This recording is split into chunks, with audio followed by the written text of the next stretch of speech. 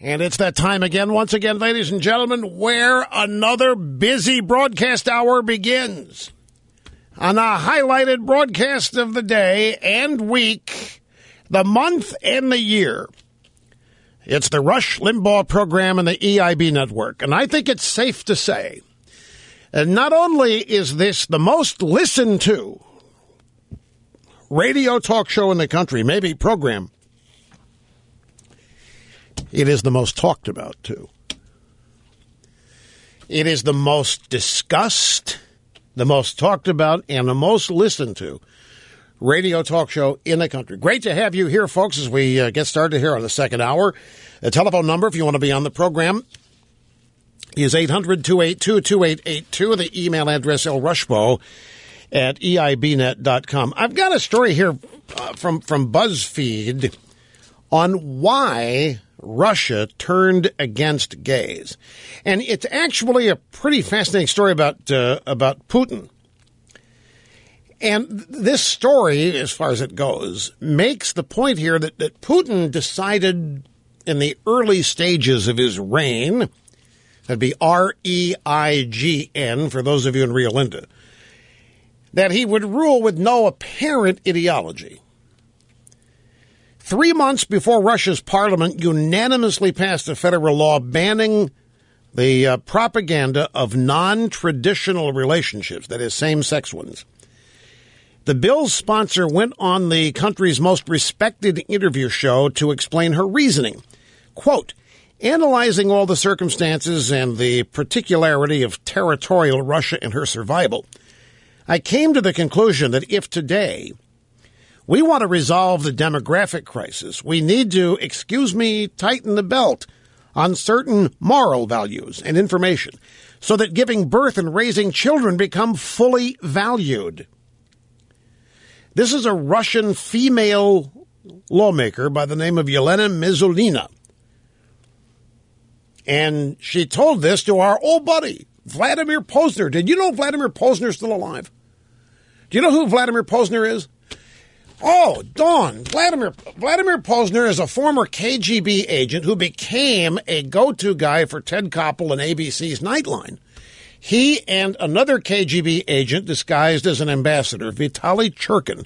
These guys, I loved them. They were as American as you and me. Oh, these were guys. I even interviewed when I went to Sacramento, had my show there. They sent me to Washington. They were so insistent that I do interviews and have guests. So they sent me to Washington for a week. And I did the program from the ABC Broadcast Center, which was on DeSales Street, right across from the Mayflower Hotel. And since I had to do this, I wanted to get Vitaly Churkin. Vitaly Churkin fascinated me. I mean, I tried to imagine what this guy's childhood had been when he was first spotted by the KGB or the Politburo as somebody with the potential, because he lived out with the natives in Arlington or McLean. I mean, he was as American as anybody. But I asked him. He got the biggest kick out of this. I looked at him dead straight in the eye. I said, are you KGB? And he just laughed himself crazy. I thought I was the biggest kook in the world. He said, no, that's the Committee for State Security, and I don't have anything to do with that. I'm at the embassy. But Vladimir Posner and Churkin, they were in America at pretty much the same time. Yeah. Posner eventually teamed up and co-hosted a show with his communist buddy Phil Donahue. You remember this now on MSNBC? Back when MSNBC actually had an audience. And when it was, there was a time when MSNBC was worth watching. It was 92 to 95. It was a legitimate news network. They did news during the day. They had the right kind of synergy with NBC News. It was really, I thought, they had tremendous potential with what they were trying to do. And then it all went to hell with, I know, Snerdley screened a couple radio shows over on MSNBC at the time. One time Chris Matthews guest hosted this show. Before he went Looney Tunes on everybody. Anyway, Posner was a regular guest on American TV, PBS, ABC Nightline. Vladimir Posner, and he was unabashedly pro-Soviet, anti-U.S., hated Reagan, loved Gorbachev and all these Soviet leaders. I look back on these guys now, and I had all kinds of affection for them now looking back, but they were good. They humanized a despotic regime like nobody ever has. Vitaly Churkin and Vladimir Posner were able to make the Soviet Union look like a paradise, when it, of course, was the exact opposite. It was a third world country with a superpower military, is what it was. And I hadn't heard of Vladimir Posner in years. I thought he was Phil Donahue's major domo up at his estate there in upstate New York with Marlo Thomas. But apparently he's back home, and he's got a TV show now. So anyway, I'm sorry for the distraction. I just had to do this little stream of consciousness about these guys. I mean, Vitaly Churkin even looked like, a Wall Street, Ivy League, blue blood, American elitist. Sounded like one, too. They were good. They were superb. And, of course, the U.S. media loved them, too. And Posner was just everywhere. I think I was on the Donahue show with Posner one time when Posner was trying to tell me, I forget what the subject was. It's too long ago. But I was making a point about something, and Posner, you can't say that. And it doesn't work. That kind of thinking doesn't. And he gave me a supposed logical progression of things that made no sense whatsoever. And he's smiling at me and laughing all knowingly like I was a Cubs student getting D's and F's, not know what I was talking about. But I didn't back down from it. So anyway, Vladimir Posner is interviewing this Russian lawmaker, female, Yelena Mizaluna. And she said that this is, again, why Russia turned against the gays, analyzing all the circumstances and the particularity of territorial Russia and her survival. I came to the conclusion that if today we want to resolve the demographic crisis, we need to, tighten the belt on certain moral values and information so that giving birth and raising children become fully valued. Mizalina heads the Duma's Committee for Family, Women, and Children.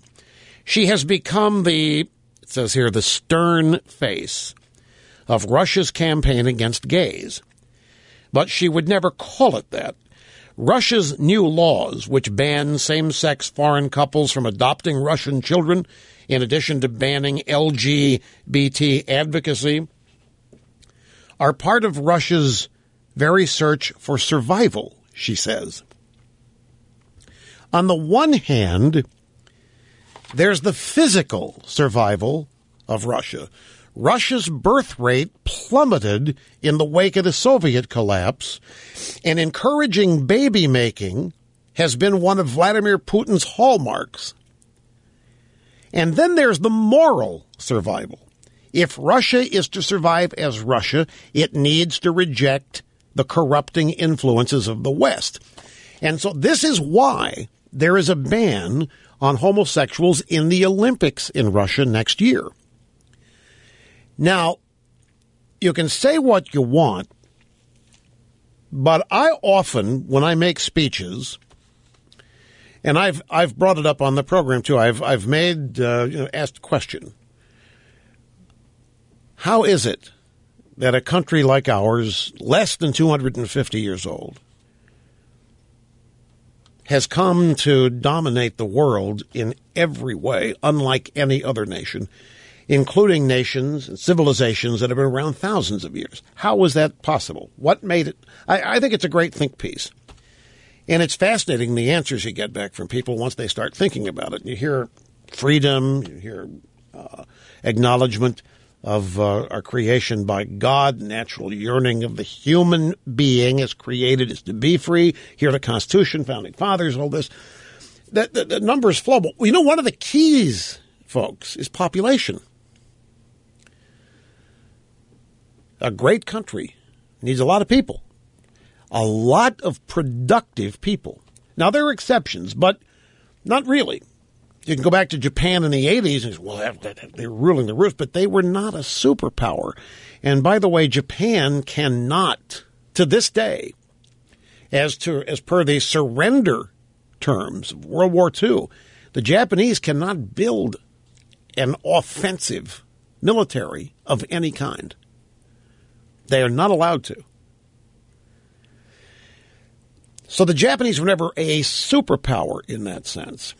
Now, you might say the British Empire. Yeah, the British Empire was huge, but in order for the British Empire to be huge, the British had to essentially, I don't want to say conquer, is not what they did, but the colonial era. I mean, the Brits ruled a number of countries. We didn't have to do that. We did it within our contiguous 48 states. Now, one of the reasons is population. Our population, shortly after the founding, folks, it grew at geometric proportions.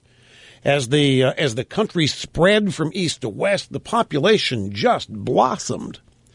And this is why countries, when you start talking about demographics, are very concerned about the replacement birth level, replacement rate. Does your country have a birth rate that will maintain the current population or grow it?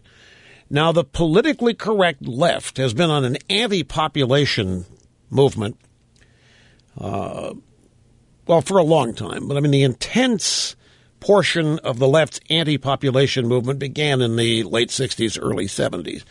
But coinciding with the modern era of feminism, by the way, and coinciding with a number of fundamental leftist precepts that exist today.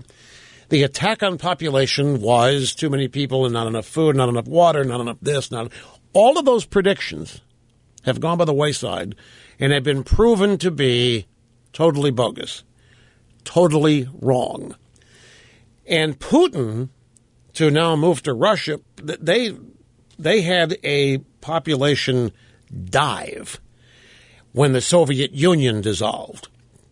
And quite naturally they would. I mean, they lost a number of satellite countries that made up the Soviet Union.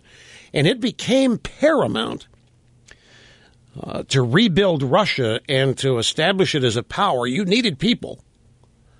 You needed a birth rate that was beyond and above replacement levels. And that's why, folks, that is, whether they would admit it or not, that happens to be this female lawmaker in Russia is getting close to admitting it. That's one of the reasons why there is this move against homosexuality. It does not procreate.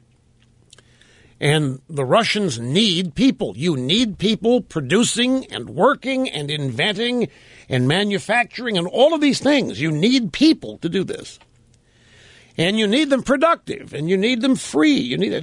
It's a key element when discussing the economic growth and the power of any country.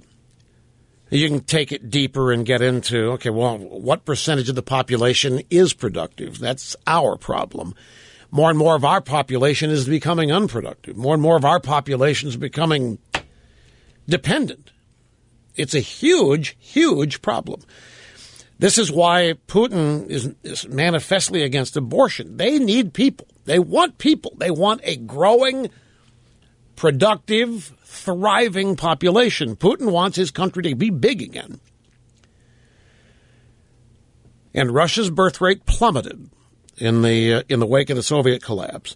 Then there's she said the moral component here is that if Russia is to survive as Russia, it needs to reject the corrupting influences of the West. Now, that's actually not new as a belief system. The Soviet leaders, throughout their existence, they had as an objective to make sure that no evidence of life in the West would ever be seen by their population.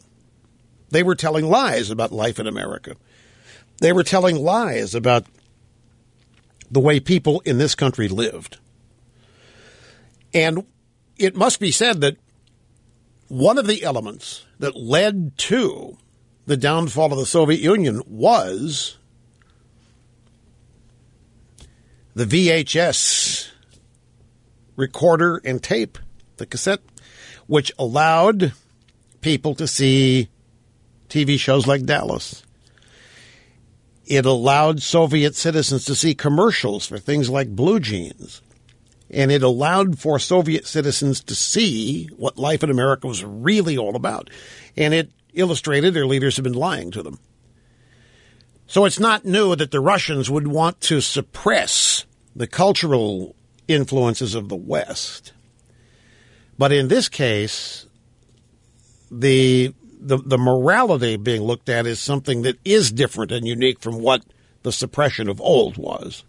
So this is why, in a short little burst here, why there is this ban. Not only is there a ban on homosexuality in the Olympics in Russia, you can't even talk about it in a positive way there. You can't propagandize it. You can't promote it. And Russians do not permit Russian babies to be adopted by gay couples around the world. They're very serious about it. There's more to this, but I've got to take a break. Sit tight. Don't go away.